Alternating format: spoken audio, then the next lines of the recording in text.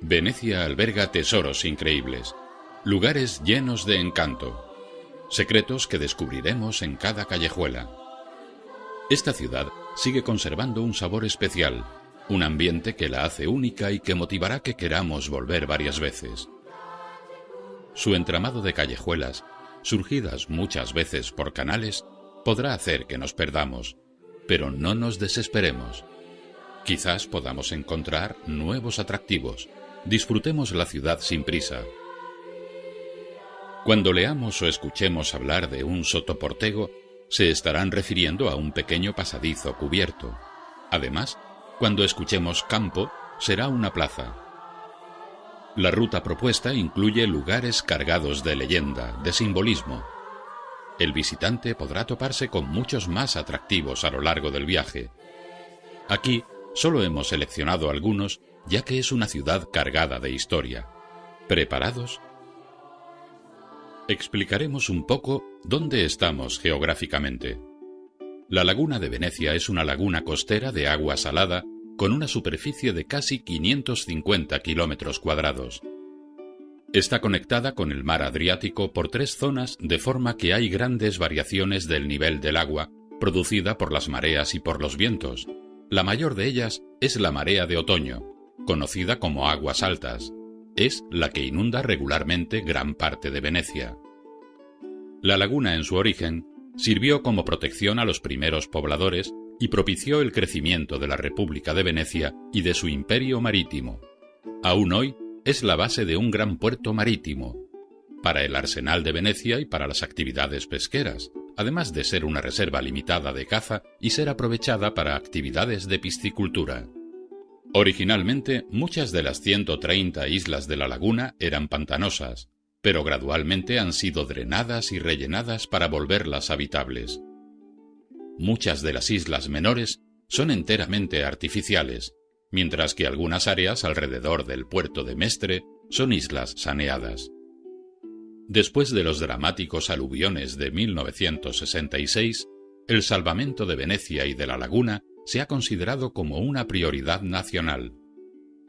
Para ello, entre otras medidas, se puso en marcha el sistema MOSE, es decir, una serie de obras móviles en las entradas a los puertos, una defensa contra el embate de las olas y la reconstrucción de playas y dunas. Se estima que terminarán en 2013. Empezaremos la ruta en la Plaza de San Marcos, junto a sus mástiles. Al lado del campanile y la basílica hay 3 mástiles que quizás puede que nos pasen desapercibidos, pero tienen su historia. Su número no es casual, ya que representan los 3 reinos que la República de Venecia conquistó en nombre de su dogo: Chipre, Creta y Morea. Morea era la región del Peloponeso de Grecia. Este nombre viene de la época de los cruzados, ya que les parecía que esta península se asemejaba a una hoja de morera. Este lugar, junto con Creta, perteneció a Venecia hasta que fueron tomados por los otomanos a principios del siglo XVIII. En cuanto a Chipre, diremos que fue parte de la República por el enlace matrimonial de Caterina Cornaro y Jacobo II de Chipre. Esto ocurrió de 1489 a 1571, casi 82 años. Cuando Napoleón se apoderó de la ciudad, se quisieron eliminar estos mástiles por simbolizar el poder tiránico de los dogos, pero se salvaron al rebautizarlos como libertad, virtud e igualdad. Solo era posible jugar a los dados en la Piazzetta de San Marcos, junto a la basílica, exactamente junto a 2 monumentales columnas que hay junto a la laguna. En el resto de la ciudad estaba prohibido. Estas 2 columnas llegaron de Oriente y permanecieron tumbadas durante mucho tiempo, ya que nadie fue capaz de ponerlas en vertical. En 1172, el ingeniero que construyó el primer puente de Rialto, Nicola Starantonio Baratiero, propuso bloquear uno de los extremos de las 2 columnas, el más próximo a la plaza, y anudar varias cuerdas en el otro extremo de cada columna, el que daba hacia el agua. Las cuerdas se atarían al suelo del centro de la plaza. Para ello se mojaron las cuerdas para que cuando se secaran éstas se encogieran. Asombrados, descubrieron que las columnas se habían levantado un poco, pero lo suficiente para poder introducir una cuña. Repitieron este proceso colocando nuevas cuerdas y mojándolas. También introdujeron más cuñas hasta que por fin las columnas fueron colocadas en vertical en el lugar donde las contemplamos ahora. Como premio a este ingeniero se le concedió el permiso de jugar a los dados en este lugar, justo entre las columnas. En la calle Mercherie, a la altura del número 149 y muy cerca de la plaza de San Marcos, hay un curioso altorrelieve en el que aparece una mujer mayor con un mortero y una mano levantada. Recuerda una escena vivida durante la Edad Media, concretamente el 15 de junio de 1310.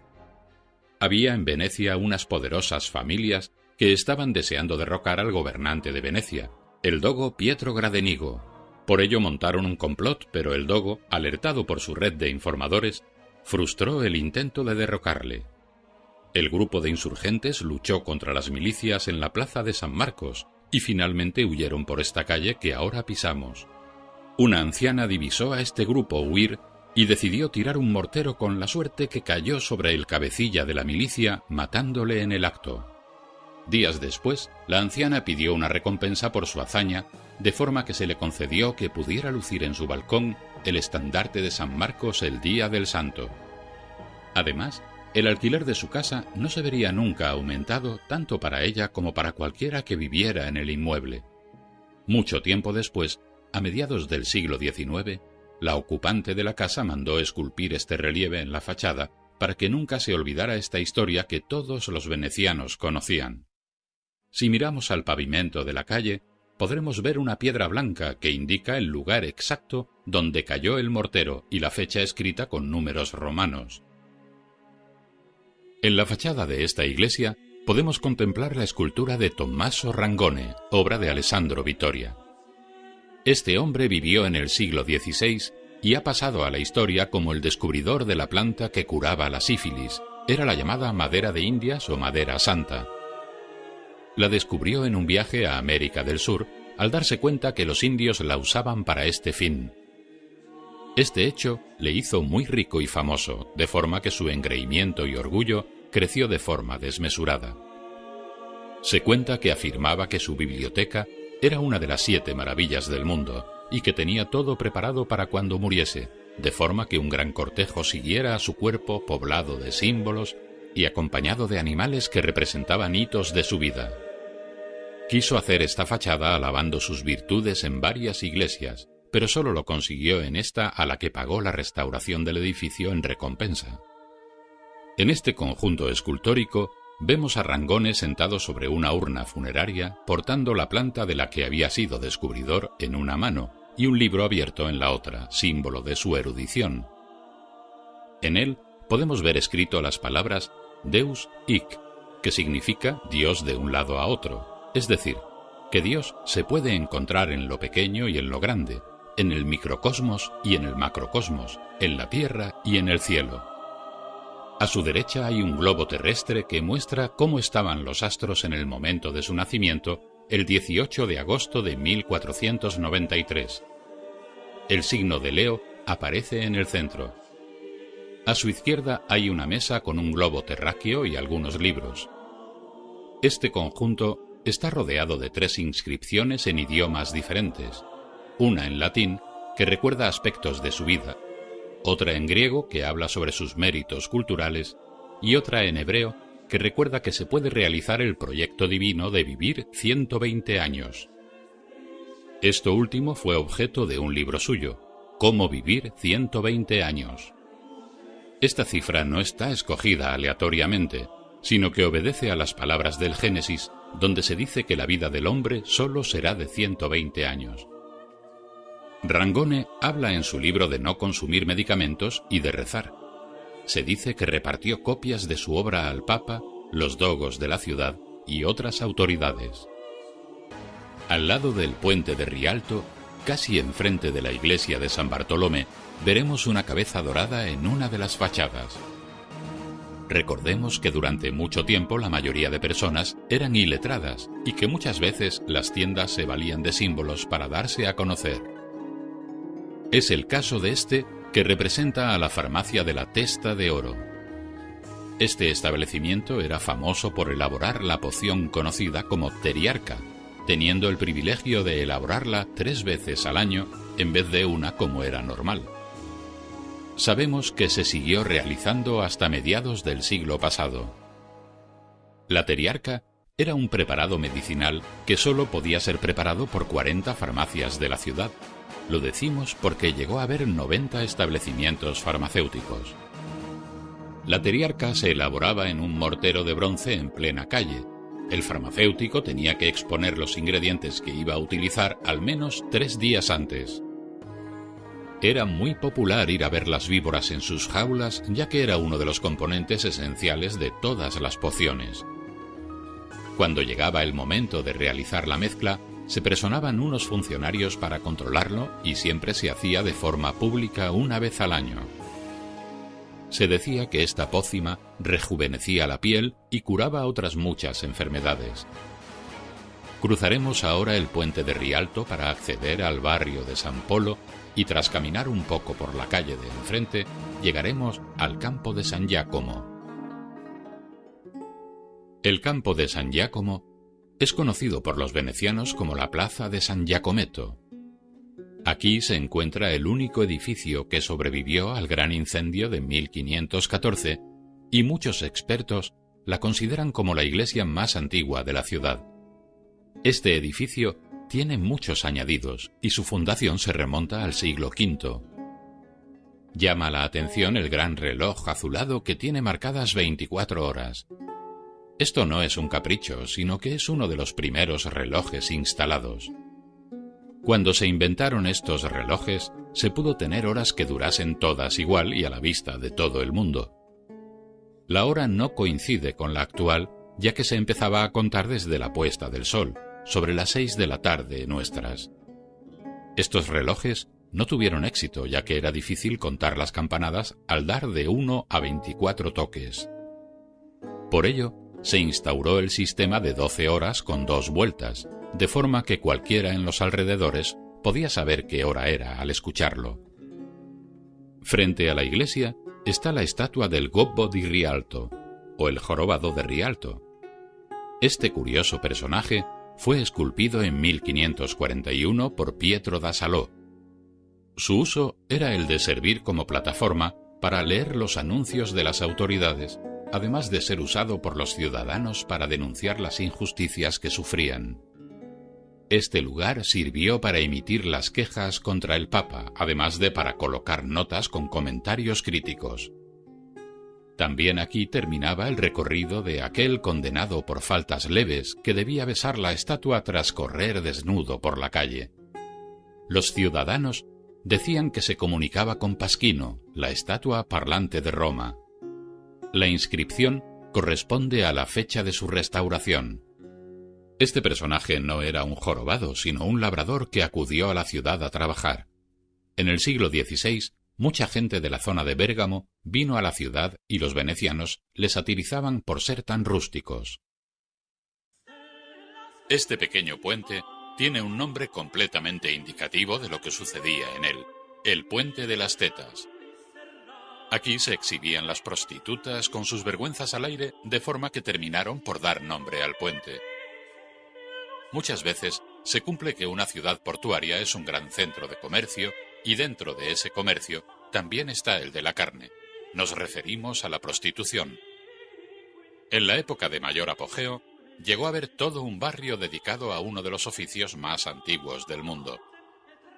Estaba situado al norte del puente de Rialto y debió ser muy populoso, censándose en 1509 más de 11.000 meretrices. Esto suponía casi 1 por cada 7 habitantes. Se decía que desde las autoridades se favorecía esta actividad, ya que estaba proliferando el sexo entre hombres, y esto era considerado como un pecado a erradicar. En Venecia recibían el nombre de Carampane, ya que las prostitutas fueron agrupadas en las casas de la familia Rampani.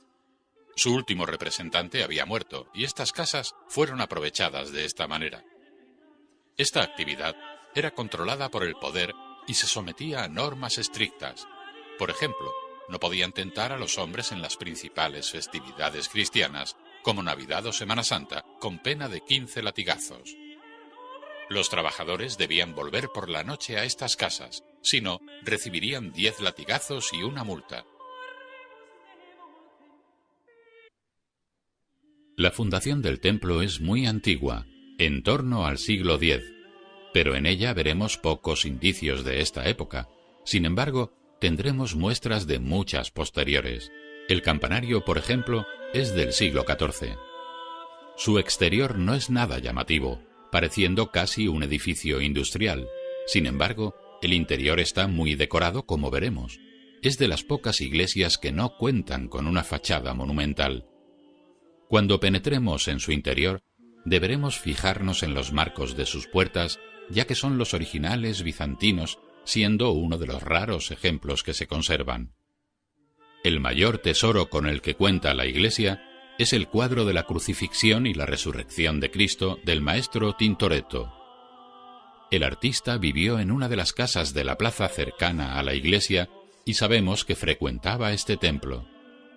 A la izquierda del coro hay una pequeña apertura que conduce a la sacristía y una capillita. Es la capilla dedicada a San Carlo Borromeo y fue construida en 1746 por el abad Carlo dal Medico.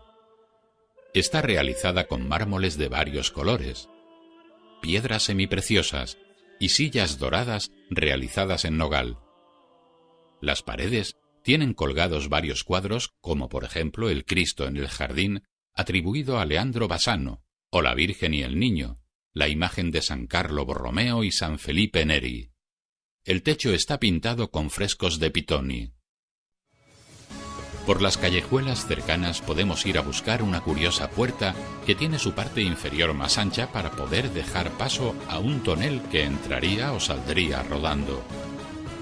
Se encuentra en la puerta número 456 de la calle Arco. Estos toneles contenían vino, el cual era un producto muy consumido a lo largo de los siglos en la ciudad. Tanto era así que llegó a haber un gremio de toneleros, denominados como los boteri. Justamente este sustantivo da nombre a una calle vecina, la calle dei Botero. Entre los vinos más conocidos en esta época está el Hipocrás, mezcla de vino y miel. La miel se mezclaba para alargar la vida del vino en los toneles. El control de varias partes de Grecia por Venecia propició el control del mercado de los vinos dulces tan apreciados en Centro Europa. El vino también se empleaba en la cocina. En la Edad Media alcanza un valor muy importante. En muchas recetas se incluye el vino como uno de sus ingredientes. Hoy en día los vinos de Véneto tienen fama mundial y podremos degustarlos en cualquiera de sus restaurantes. De camino al campo Beccarie, en la Ruga degli Orefici, está la droguería Mascari. Es uno de los comercios más impresionantes en los que se vende una cuidada selección de especias, tés y cafés desde hace más de medio siglo. Lo distinguiremos por su letrero marrón y sus escaparates colmados de productos. Muy cerca podemos visitar el campo Beccarie y el campo de la pescaría, donde podemos comprar el mejor pescado fresco. En este barrio de San Polo, en torno al Ponte di Rialto, están las tiendas de comestibles, donde se pueden comprar embutidos, quesos y pan. Tenemos que fijarnos en la decoración del edificio del mercado, de la pesquería nueva. Su estilo es Art Nouveau. Está lleno de símbolos, recreando el estilo gótico con todo tipo de figuras.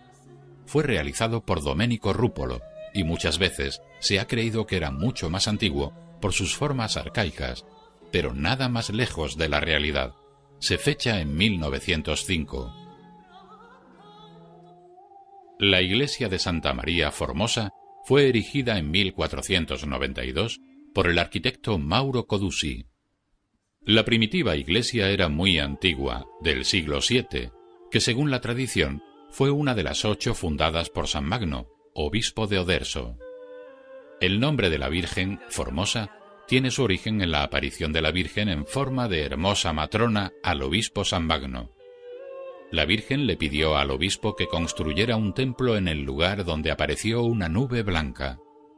Las dos fachadas fueron encargadas en 1542, dando al canal la de estilo renacentista, y en 1604 se construyó la barroca, que da a la plaza cercana.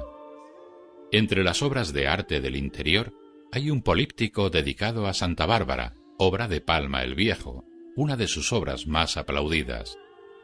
La capilla de la Concepción alberga un tríptico de la Virgen de la Misericordia de Bartolomeo Vivarini del año 1473. También alberga una Última Cena de Leandro Bassano. La cúpula de la iglesia quedó destruida en un terremoto en 1688, pero se reconstruyó posteriormente. En la plaza que se encuentra delante de este lugar, vemos una estatua ecuestre que representa a Bartolomeo Colleoni, realizada por el gran artista Verrocchio. Esta es una de las pocas obras que podemos ver por la calle y que pertenecen nada más y nada menos que a uno de los maestros de Leonardo da Vinci. Bartolomeo era un rico y poderoso condottiero, es decir, el capitán de la Guardia de Mercenarios. Vivió en el siglo XV y en esa época los ejércitos de mercenarios eran muy numerosos y se recurría frecuentemente a ellos. En su testamento dejó una gran suma de dinero a la ciudad para que se erigiese una estatua suya, diciendo únicamente que debía levantar frente a San Marcos, sin aclarar si era esta zona o era la de la basílica.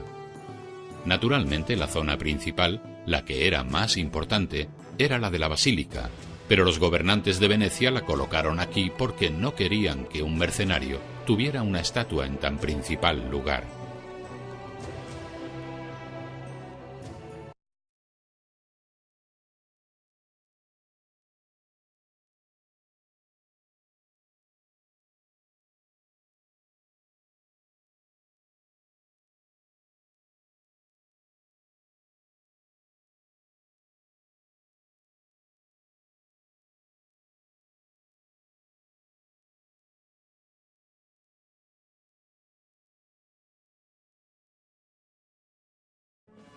Su número no es casual, ya que representan los 3 reinos que la República de Venecia conquistó en nombre de su dogo: Chipre, Creta y Morea. Morea era la región del Peloponeso de Grecia. Este nombre viene de la época de los cruzados, ya que les parecía que esta península se asemejaba a una hoja de morera. Este lugar, junto con Creta, perteneció a Venecia hasta que fueron tomados por los otomanos a principios del siglo XVIII. En cuanto a Chipre, diremos que fue parte de la República por el enlace matrimonial de Caterina Cornaro y Jacobo II de Chipre. Esto ocurrió de 1489 a 1571, casi 82 años. Cuando inducida por las mareas y por los vientos, la mayor de ellas es la marea de otoño, conocida como aguas altas. Es la que inunda regularmente gran parte de Venecia. La laguna en su origen sirvió como protección a los primeros pobladores y propició el crecimiento de la República de Venecia y de su imperio marítimo. Aún hoy es la base de un gran puerto marítimo, para el arsenal de Venecia y para las actividades pesqueras, además de ser una reserva limitada de caza y ser aprovechada para actividades de piscicultura. Originalmente, muchas de las 130 islas de la laguna eran pantanosas, pero gradualmente han sido drenadas y rellenadas para volverlas habitables. Muchas de las islas menores son enteramente artificiales.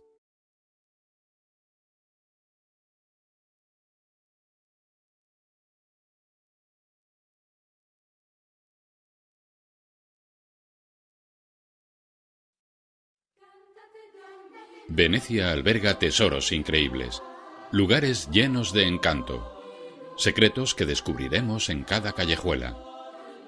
Esta ciudad sigue conservando un sabor especial, un ambiente que la hace única y que motivará que queramos volver varias veces.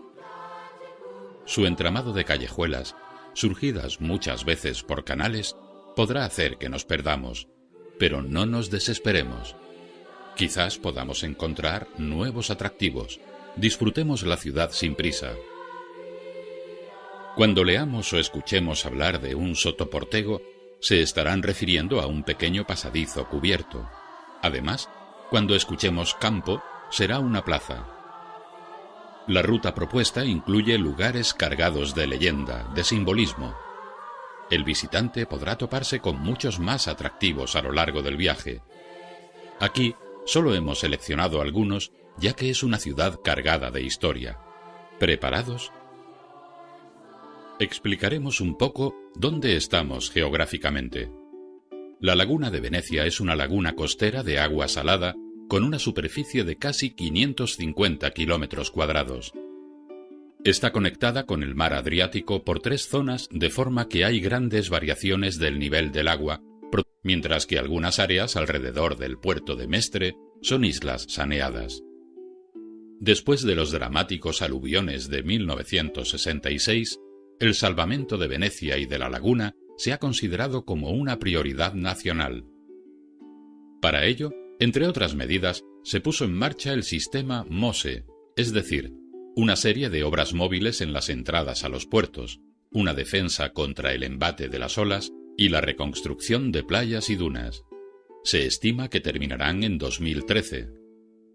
Empezaremos la ruta en la Plaza de San Marcos, junto a sus mástiles.